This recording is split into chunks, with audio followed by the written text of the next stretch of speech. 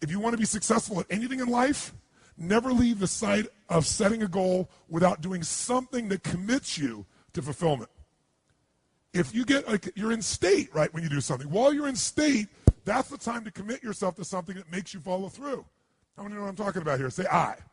So I'd call somebody up, I'd schedule something, I'd lock in the next meeting, I'd sign up for the class, I'd enroll the guy who was going to mentor me, I'd set the meeting with a mastermind of people I met. I did something so that whatever I committed to, there was something when I went home that would pull me there. It's structure. In fact, I'll give you 5 C's to RPM just as a quick warm-up for you. How's that? If you don't remember, it'll be okay, but it'll be in your unconscious for when you go work with a coach. These are the 5 C's. Everything that comes in your mind, anything you can think of, because we're going to basically do a little mini RPM version of things right now. Anything comes to my mind, I'm here, and while you're here doing something, you're driving in your car, and you think of an idea for your business or one of your businesses. Where do you put it? iPhone. Where do you put it? Diary. Where do you put it? iPod. iPhone. iPhone. And how do you find it afterwards? How are you triggered to look at it again? So he goes back and reviews his app system. How do you do it? Right. Crisis. Crisis makes me go get it. How do you do it? I send an email to myself. Oh, good, more emails with more to-dos, right? So I don't care what your system is, but when you have RPM, you'll have one place you put it. For right now, you need one place to put it. Now, the problem is most of us have lives that if you put everything in one place, it just becomes even more overwhelming. Who knows what I'm talking about here? So the first step, I'll just tell you that, is C, is capture. You got to capture. And the motion I do is like this. Imagine doing this, like physically capturing it, pulling it out of my head, and putting it in one place.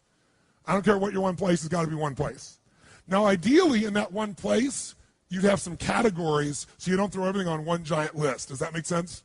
So you might have a category. For me, I have companies. So I have Robbins Research, I have Namali Resort, I have Metabolife, I have all these different companies. So I'll drop it in that area as an example. Or roles for me as a father. I don't have time to demonstrate this for you, but just know the first thing you want to do is keep it out of your head, have it in one place. Why do you want to do that? Keep lots of extra mental RAM available. When you have to keep thinking about stuff, it creates inner stress. If you know it's there, and you know you're going to look at it consistently, like you do it once a week, once a day, and you're going to review it and do something with it. Something with it might be, forget it, I'll do it later, tomorrow, but you're going to do something with it, you'll be able to let go. How many think that's pretty much something you try to do already? Most people try to do this, don't you? But the reason most people don't do it is because making lists, after a while, they stop doing. Tell me why they stop doing it. Who's made lists and then not kept the lists up, your, quote, to-do lists? Why don't you keep those to-do lists up? Because every time you go there, they're so damn what? How many have always got more to do, if you do make the list, than you have time? So it inherently says, why am I doing this? RPM is a different mindset. Our mindset is, we're just first capturing it. We know we're not going to do most of this. But we need to be able to later, when it's time, decide which things are worth doing, and more importantly, what are we really after? We're going to use these to trigger us to say, all this relates to maybe something more important. How many follow the philosophical difference here? Say I. My goal is not get things done. This is not GTD. This is use the things you need to get due to stimulate a higher level of thinking of what you really want, why you want it, and become very strategic about how to get that. And many of these things may go away, or they just won't matter. But you do have to capture it because otherwise it's in your head. So I have a lot of systems of doing it, but if you never saw me again, the most basic thing you need is one place to capture. Does that make sense? And what's step 1 of RPM? It's a C. You got to what?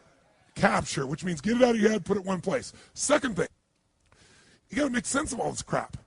And the way you do that, step 2, is you create a plan. And a plan for me has 3 parts. And the 3 parts are 3 questions that I ask and 3 actions I take. And again, you'll learn this. I'm not trying to teach this all right now. I just want to plant some seeds in your mind. Is this okay? Yes. Is this useful? Yes. So when you're going home, you got all this captured stuff you just did here, right? Now you got to start to create a plan. You got to look at all this stuff and say, okay, there's more here than I can do. So what I really need is read all this stuff and start to see, well, all these things relate to one thing. All these relate to another. If I'm a mom and I made my list, and on the list I have things like I got to pick up the laundry, I got to drive the kids to school, I've got to do this thing for the PTA, I got to clean the house, I got to run my business that I run out of the house, I got to do the accounting, I want to have spend some time with my husband at the end of the day. Soccer mom.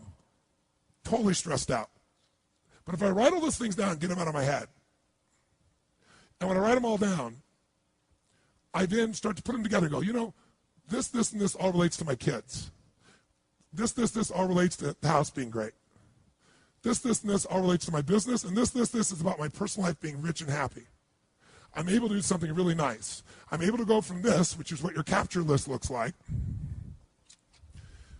You'll start writing it down. You go, I got to do this, and that, and this, and this. And you start to feel good. It's out of my head. But then you go, oh, I got to do this, and I got to do this, and I got to do this. Oh, I got to do this. I got to do this, and I got to do this, and I got to do this, and I got to do this, and I got to do this, and I got to do this, and I got to do this. I got to do that too, and that too. So step 2 is I look at my capture list, and I create a plan. And the way I create a plan is I start to figure out, what do I really want? That's what the world is saying to me. That's what's in my head. What do I want? I might start to group some things together. I might start to say, you know, let's take a look at this. You know something? Watch this. Watch this for a second. This item here, clean the house, and this thing, and this thing, and this thing, these all relate to the house. And my outcome there is I want a magically clean house because, why? It makes me feel fully alive. And then, oh, by the way, this, and this all relates to my children. Oh, and this, and this relates to my business. And oh, yeah, this is me personally. Anybody see what happens? Suddenly, 80 action items or 12 or 30 will turn into 4 outcomes. There's something here that I want for my home. There's something I want here for my kids. There's something I want here for my business. There's something I want for me. And what that does is now I can start to go, okay, instead of reading all these items, what do I really want for my kids? What's my outcome this week or today? And you get really, really clear about what you're after. You use this to take you to another level higher. Use this to trigger a higher vision instead of letting this limit you. And once you know what you want, that's the first question. So create a plan has 3 questions to it and 3 actions. First question is, what do I really want? How many of you would feel different in your life just by this language change? What do I have to do versus what do I really want to accomplish? Would that change the way you feel about your life? Yes or no? Yes. How does it feel with have to do? See, RPM, when you finally learn it, has many pieces to it. Above all else, it's a thinking process. And better thinking creates better results. It's that simple. So you don't have to ever use a piece of paper to think this way. From now on, all this stuff's happening, you go, what's my outcome? What am I really after? What do I want? What's the specific results? Like, what's the target? Let's chunk up. I don't ever go in a meeting with anyone. What do you think the first words out of my mouth are when I sit down in a meeting after the hellos and the proper connections? What do you say? I always say, what are the outcomes for this meeting? Because how long the meeting is based on getting the results that we're there for. It makes a much more fulfilling life. Or if you can't get in that time, you know that outcome's still not done. We've got to come back and get that outcome done. How many follow what I'm talking about here? Say I. Now, when you get clear what your outcomes are, that's the first question of creating a plan. Second question is, why do I want it? Why? Why is this important to me? Why is this something that really is a must for me? I don't have to do it. I want to do this. Why is this transformative? What's exciting about this to me? And almost all of you have certain key words that are triggers for you. And language shapes your emotion. You want to have a nutritious meal or a delicious meal. You might say, I need a nutritious meal. But what if I said, this is a delicious, nutritious meal? You're more in. If I said to you, I want to introduce you to this person, they're really nice, versus they're delicious. Who knows what I'm talking about here? So when you learn RPM, you're going to learn that RPM is a system of thinking, that RPM is the power of language, because you can change a few words in your outcome. It'll totally change where you end up and what you're going after in your life. RPM is a visual chunking system, a way to take all that stuff you saw and group 82 things down to 4. And guess what will happen to your stress level? Through the floor. Guess what happens to your concentration ability? Through the roof. What are you going to focus on? That's another one. RPM is a focusing tool. It makes you focus on what's most important, because most people major in minor things. Am I making sense? So you got to know, why are we doing this? And I always look at two levels of why. Why for me, why for the team. What's the big why? If I'm involving other people, if it's just me, then it's me. But I usually have the big why. So I said three. Step one is capture. Step two is create the plan. There were three questions. What are they? Number one is, what do I really? Or another word for that is, what is my? Or another word for that is, what is the result? And I eventually try to get it to a result because I want to make it measurable, if at all possible. If I can't get it measurable in a short time, I want major progress on as my outcome, right? Or complete something, or whatever it is. My purpose are some key words. Write this down. Purpose, I should say, activity without purpose is the drain to your life. Activity without purpose is the drain to your life. It's the drain to your wealth. It's the drain to your lifestyle. Three questions. What's my outcome? What's my purpose? What's my why? Third one, what's my massive action plan? Or another, say, what do I need to what? Now you ask that question, makes some sense. Because what to do depends on what your outcome is. Otherwise, what you're going to do is going to be based on stress, concern, fear, people interrupting you, reacting, demands. And so your life is nothing but a reaction tool. Of all the tools I have, this may be the most valuable one, ironically. Because this is the one how it all gets executed. And I don't teach it very often. So, third question is, what's my massive action plan? What do I need to do to achieve this? And when you do that, you'll take things off your capture list and you'll cross them off as they fit in, or you'll say, I don't even need to do that. So, to create a plan, there's three questions and then there's three actions. This gets a little more technical, but I think you can pick it up real easy. You take those action items and you put them in order of importance. Does that make sense? But the way I do that more quickly is I go put a star next to the ones that are the 20% that's going to give me 80% of the result. Because I know I'm not going to do all these action items. I know even if I intend to, I'm going to get interrupted 20 million times. So I want to know, what's the 20% of this list? I've got an outcome.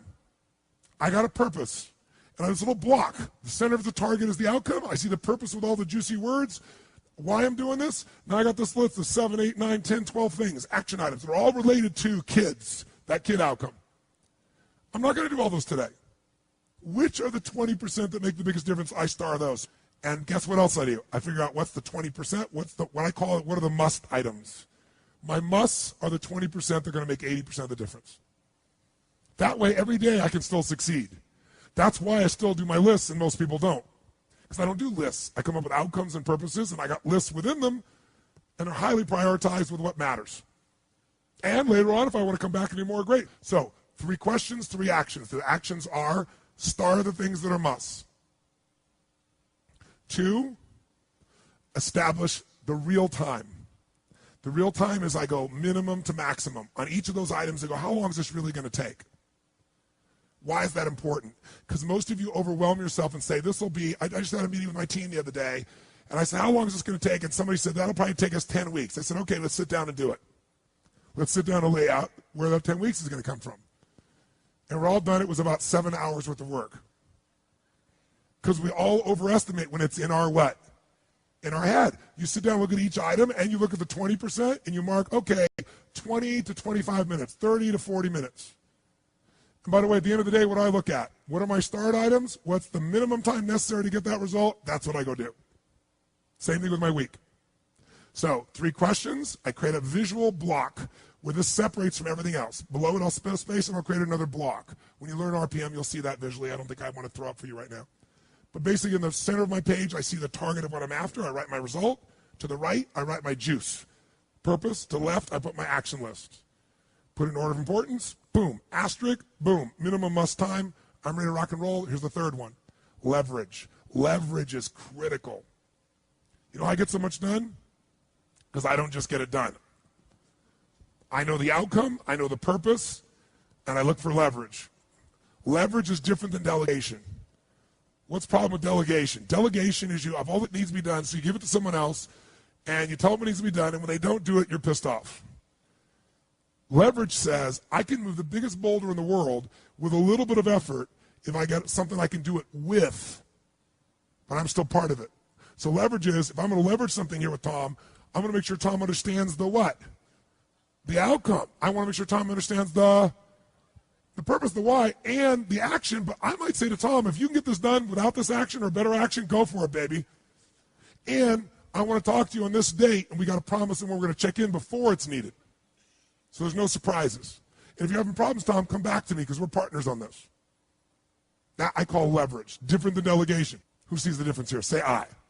So 3 questions. What creates the plan? 3 questions with a block, 3 actions. Where's my must? What's my minimum must times? Where's my leverage? And you know what I do when I have no time? There is time. I just got to leverage it. Now saying, you say, I have no one to leverage it to. You know, Shane over here, right? I got all the stuff he wants to do, he can't leverage it. But Shane's answer was, hire somebody, then he thinks about what it's going to take and goes, $125,000, can't do that now. He's getting caught up in one way to get the outcome. Leverage. He goes through his list and goes, what if I got someone to do 20% of this stuff? I could spend 20 grand to get that much freedom. I could pay for it times 10. And if I'm really productive, my productivity should enhance the world, not only my clients and customers, but it should provide jobs for other people. And if there's anything you hate to do, it's because you're either ineffective at it or you don't think it's very important, but it is urgent. So you need to hire somebody for those things. And ideally, somebody who loves that job. You're never going to grow when your time is eaten up for activities that aren't that important. Activity without high levels of purpose is the drain of your fortune. Do it now. If you can't get it all now, do a part of it now. Leverage is power. Leverage is ultimate power.